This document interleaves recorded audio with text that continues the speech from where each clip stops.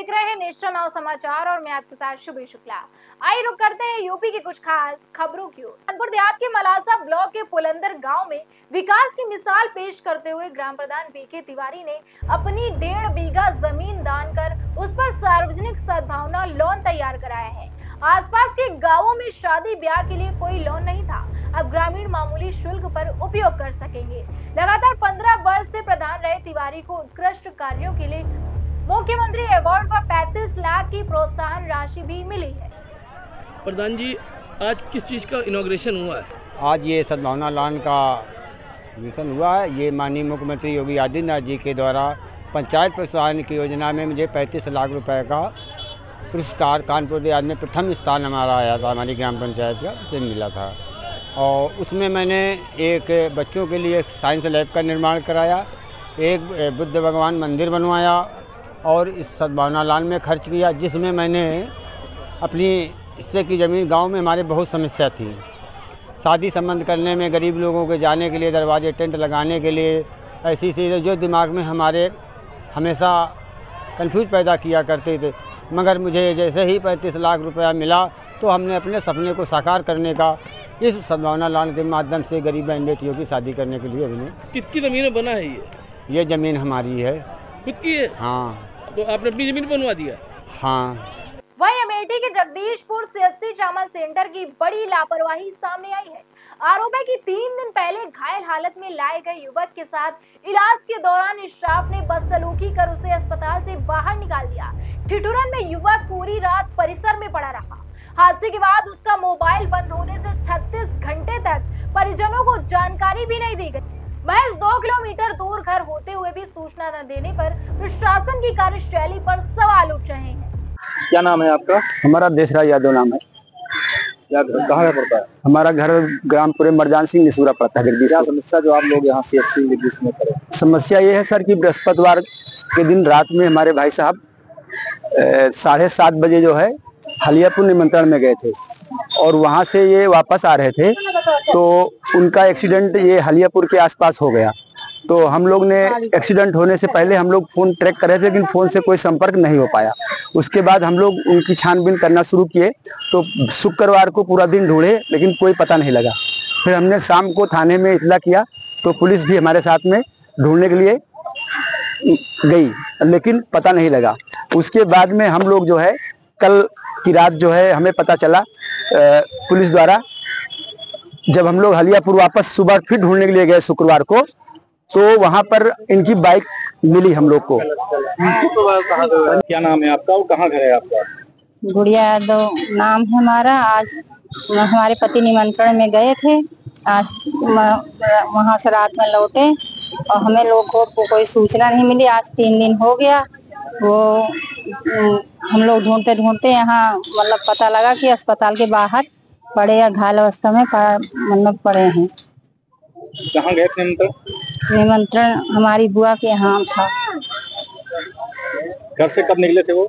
घर से शाम के 7:30 बजे निकले थे बृहस्पतिवार को। तब तक अभी तक कोई सूचना नहीं मिली? अभी तक कोई सूचना नहीं मिली थी। आज सुबह हमारे घर के लोग ढूंढते ढूंढते मतलब कुछ पता लगा तो यहाँ मिले अस्पताल के बाहर। क्या पोजीशन है इनकी? अभी तो मतलब कुछ ठीक है। वहीं बाराबंकी में हृदय विदारक हादसा हुआ है। हैदरगढ़ के भाजपा विधायक दिनेश रावत के भाई मिथिलेश रावत की दिल्ली से लौटते समय इटावा जिले में सड़क दुर्घटना में मौत हो गई। ड्राइवर को झपकी आते देख वे कार से उतरे थे, तभी तेज रफ्तार डीसीएम ने टक्कर मार दी। शाम को शव मीरापुर पहुंचते ही परिवार व गांव में कोहराम मच गया। अंतिम संस्कार में हजारों लोग पहुंचे और कई मंत्री व अधिकारी भी मौजूद रहे। वहीं फर्रुखाबाद के जिला अस्पताल लोहिया में डॉक्टरों ने एक बड़ी सफलता हासिल की है।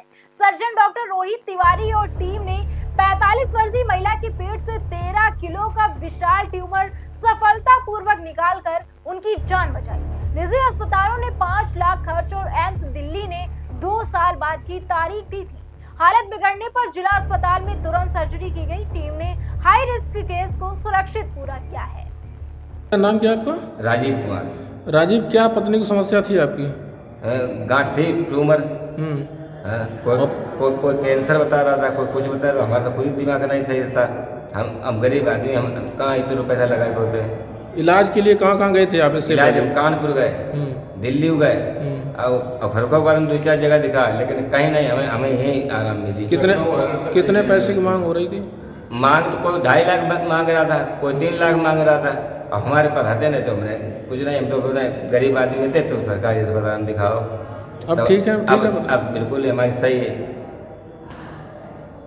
डॉक्टर साहब, आपके यहाँ एक ट्यूमर का मरीज आया था, क्या स्थिति थी और किस तरीके से ऑपरेट किया है आपने उसको? नमस्कार, मेरा नाम मेजर डॉक्टर रोहित तिवारी है। मैं एज ए सर्जन पोस्टेड हूँ यहाँ पर doctor RML male hospital Farrukhabad में। ये पेशेंट पूनम है, काफ़ी गरीब महिला है और इसके पास कोई रिसोर्सेज भी नहीं है इलाज कराने के। और यहाँ से जो प्राइवेट हॉस्पिटल्स हैं रेफ़र होकर ये कानपुर मेडिकल कॉलेज गई। कानपुर मेडिकल कॉलेज में स्थिति बड़ी गंभीरता को देखते हुए एम्स दिल्ली के लिए रेफ़र किया गया और वहाँ पे बेसिक इन्वेस्टिगेशंस के बाद में शायद 2 या 2.5 साल के बाद की डेट ऑपरेट के लिए मिली थी। लेकिन इसकी जो ट्यूमर का साइज़ था, ग्रोथ था, बहुत तेज़ी से बढ़ रहा था। उसकी वजह से इसका जो स्टूल और यूरिन का रास्ता होता है वो कंप्रेस हो रहा था। तो ये एक्यूट स्टेज जो होती है, थोड़ी खतरनाक स्टेज होती है, ऑब्स्ट्रक्शन और रिटेंशन, उसमें पहुंच गई थी। तो उसके बाद हमने जल्दी निर्णय लिया इसको। कितना समय लगा था इसकी सर्जरी में? लगभग 3.5 घंटे लगे हमें पूरा ट्यूमर और उसके आसपास के जो लिम्फ नोड्स होते हैं उसको एक्सरसाइज करने में। यहाँ के अस्पताल में लोकल स्तर पे कितना गंभीर था ये ऑपरेशन? कंडीशन तो गंभीर थी जी। ऑपरेट नहीं करते तो इसकी जान भी जा सकती थी। सुविधाएं पहले नहीं थी सरकारी अस्पताल में, लेकिन जो हमारे भूतपूर्व CMS और अभी के CMS हैं उन्होंने काफ़ी फैसिलिटीज़ उपलब्ध कराई हैं। हमारे पास कॉटरी मशीन से लेकर सूचर्स और लाइट अच्छी जितनी भी होती हैं, जो बेसिक इंस्ट्रूमेंट्स हैं, वो सब कुछ अवेलेबल है अब। ठीक है, थैंक यू। वहीं जालौन के उरई इलाके में एक बड़ा हादसा हुआ, जहां सरस्वती विद्या मंदिर की वैन तेज रफ्तार के कारण मोड़ पर अनियंत्रित होकर पलट गई। वैन में सवार 5 बच्चे घायल हुए हैं, जिनमें एक की हालत गंभीर बताई जा रही है। सभी को जिला अस्पताल में भर्ती कराया गया है। वैन बुरी तरह क्षतिग्रस्त हुई है और ड्राइवर भी घायल है। सूचना मिलते ही CO अर्चना सिंह मौके पर पहुंची और जांच शुरू कर दी है। वहीं कानपुर में नाबालिग कार चालकों का खतरनाक खेल थमने का नाम नहीं ले रहा है। सदबरी रोड पर उत्तर प्रदेश सरकार लिखी कार चला रहे एक नाबालिग ने कोरियर ऑफिस के बाहर खड़ी आधा दर्जन बाइकों को रौंद दिया और भागते वक्त एक छात्रा को भी टक्कर मार दी। स्थानीय लोगों ने पीछा कर आरोपी को उसके साथी को पकड़ लिया है और उसको पुलिस के हवाले किया है। घटना का लाइव वीडियो और CCTV फुटेज भी सामने आए हैं। वहीं जहानगंज क्षेत्र के पतौंजा गांव में दबंगों द्वारा किसान की हरी सरसों की खड़ी फसल काटकर फेंकने का मामला सामने आया है। किसान का कहना है कि उसने 2 बार थाने में प्रार्थना पत्र दिया है, लेकिन अब तक कोई कार्यवाही नहीं हुई है। पीड़ितों ने पुलिस पर आरोपियों से मिलीभगत का आरोप लगाया है। घटना से गांव में तनाव है और किसान न्याय की मांग कर रहा है। क्या नाम है दादा? आशीष कुमार राजपूत। कौन से गांव के रहने वाले? निवासी गार्डनपुर, जहानगंज, फरुखाबाद, मौजा पतौजा। थाना जहानगंज आए, क्या मामला हुआ? थाना जहानगंज में मामला ये हुआ, अभी हमने 13 तारीख को एप्लीकेशन दिया था, एक हमारी सरसों की फसल को उखाड़ दिया था। उस मैटर में एक एप्लीकेशन दिया था और उसके बाद जो है थाने से कोई कार्रवाई अभी तक नहीं हुई है। और आज पुनः दोबारा उन्होंने जो है फसल को दोबारा उजाड़ दिया है, काट दिया है, काट के फेंक दिया, वहीं पे बर्बाद कर दिया है।